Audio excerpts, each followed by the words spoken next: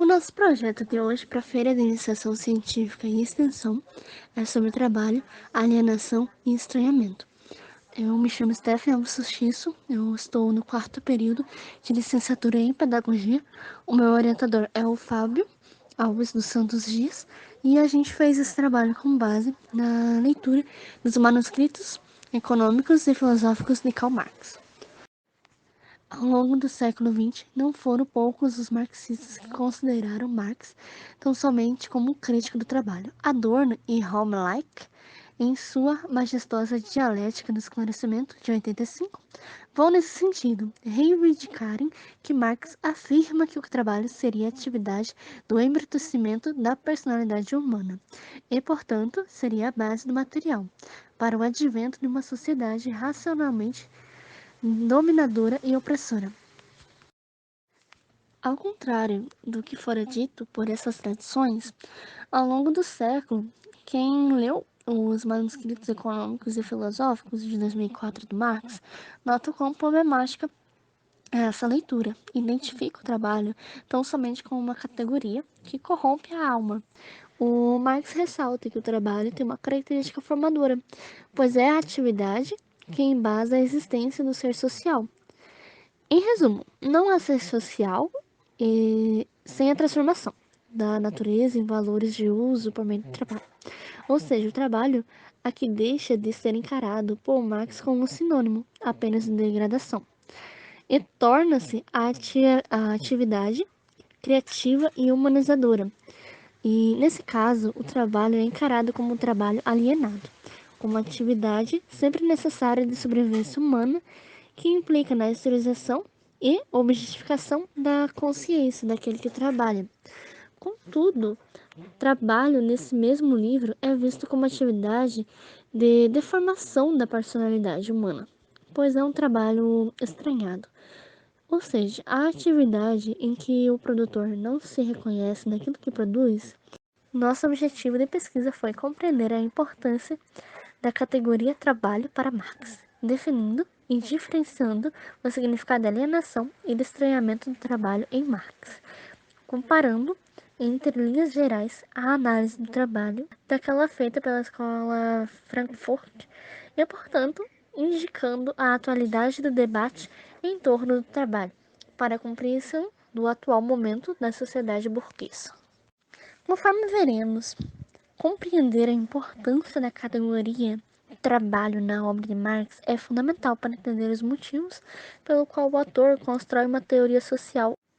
Os procedimentos metodológicos que nós adotamos, como procedimento de pesquisa e leitura, foram imanentes do livro Manuscritos Econômicos e Filosóficos de Marx, que aqui foi o objetivo da nossa pesquisa. Isso significa que tomamos como tarefa realizar o estudo sistematizado sem recorrer a elementos outros, senão aqueles inseridos no próprio objeto de pesquisa. Já a fonte secundária foi composta por livros dos principais comentadores desta obra. Dentre eles, destaco os livros Para uma Ontologia do Ser Social, de Lukács, Introdução à Filosofia de Marx, de Lessa e Tonetti, A Câmara Escura e Trabalho e Dialética, de Jesus Ranieri, A Teoria da Alienação em Marx, de Mesários. Além disso, estabelecemos um diálogo críticos com dois importantes livros da Escola de Frankfurt, A Dialética do Esclarecimento, de Adorno e Horkheimer, e Eros e a Civilização Fenomenal, de Marcos. Para justificar a nossa pesquisa, nós atentamos que a leitura de todas essas fontes teve como recorte o debate em torno da categoria do trabalho, que foi o nosso foco. O resultado e essas discussões, eu vou citar eles. O primeiro resultado dessa pesquisa é que o trabalho consolida-se como a categoria fundante da vida humana. Tal como salienta Lukács em sua Paramontologia do Ser Social, o trabalho é a atividade vital e sempre será, pois, independentemente da época, os seres humanos sempre terão que transformar a natureza para suprir as suas necessidades orgânicas e sociais. Isso fica claro nos manuscritos econômicos filosóficos, quando Marx concebe o homem como um ser de carne e osso, ou seja, um ser cuja materialidade é natural. Longe disso, o ser humano somente produz seus meios de vida na medida em que faz uso de sua consciência. Isso significa que o trabalho humano é a esterilização daquilo que a consciência do trabalho já idealizou previamente. Aqui gostaríamos de enfatizar essa noção de liberdade.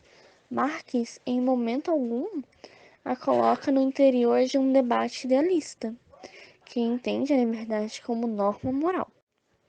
Basta ter em mente que o ser social possui a capacidade de escolher entre as alternativas propostas na realidade. Por outro lado, o estranhamento vai além da simples esterilização, como salienta Ranieri.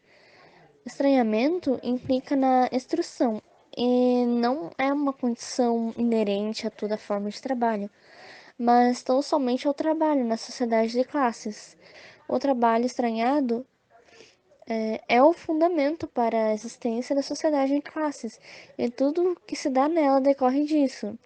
Ah, Estado, dinheiro, propriedade privada, ideologia, entre outros. Na sociedade de classes, o trabalho estranhado produz uma série de riquezas materiais, e essas se encontram diante de seus criadores como coisas que existem, independente da vontade deles, até mesmo porque a atividade vital do trabalho deixou de ser atividade livre, tornou-se uma atividade controlada e dominada, conforme a vontade de quem a explora. Afirma Mesários, a liberdade humana não é a negação daquilo que é especificamente natural do ser humano, mas, pelo contrário, sua afirmação.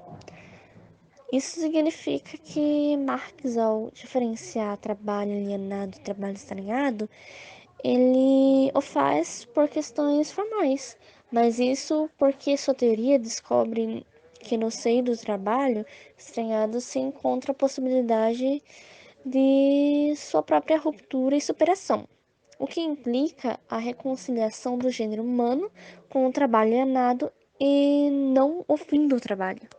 E com base nessa dialética do trabalho que Marx explica o porquê do proletariado, no modo de produção capitalista, ser o sujeito da possível revolução social vindoura, horas por ser a classe destinada a transformar a natureza em valores de uso por meio do trabalho, o proletariado é a única classe em nossa época cuja atividade é responsável pela existência efetiva de cada um de nós, saibamos disso ou não. Por isso, a superação do estranhamento do trabalho hoje só pode ser obra dessa classe. Afinal de contas, se do trabalho estranhado resultam todas as demais formas de estranhamento, como as já citadas, Estado, classe, dinheiro, propriedade privada, ideologia, logo é da sua superação que se efetiva toda a libertação humana. Ao compreender que o trabalho alienado é a atividade fundante da vida humana e da promoção da liberdade humana, Marx encontra nas forças sociais fadada a viver sobre grilhões do trabalho estranhado a condição para a decorrada de todas as formas de estranhamento, e assim para a abertura de um horizonte onde todos possamos ter uma vida autêntica.